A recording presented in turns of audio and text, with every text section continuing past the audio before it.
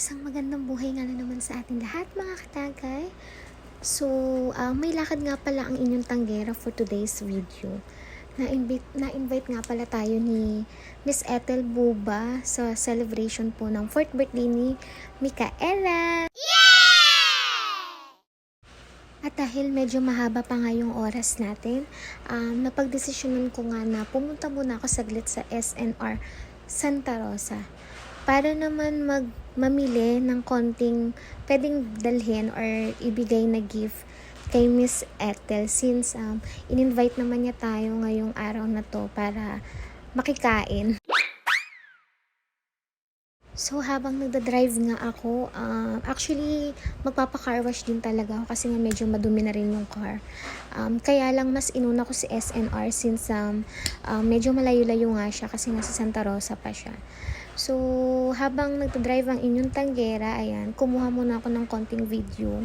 Ang hirap talaga guys kapag ikaw lang mag-isa kasi all by yourself talaga yung pag-video natin. As in buwis buhay. So, ang bilis lang ng transition natin. Nandito na nga pala tayo ngayon sa SNR. Ayan.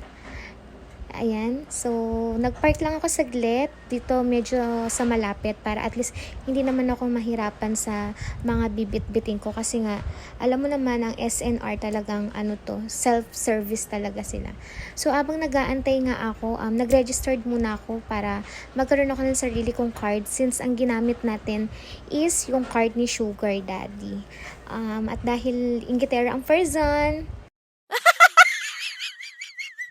ayan, at dahil nag-iikot-ikot nga ako, syempre, mga katagay, hindi natin papalagpasin, o diba? Hindi talaga tayo lulubayan ng alak.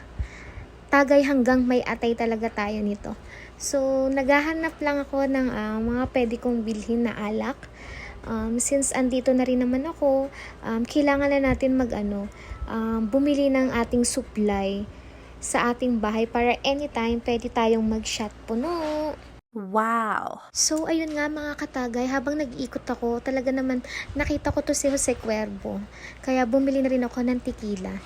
And of course, ang ating favorite, ang ating Alfonso.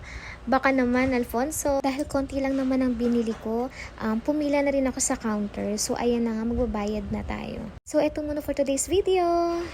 See you ulit. Bye-bye!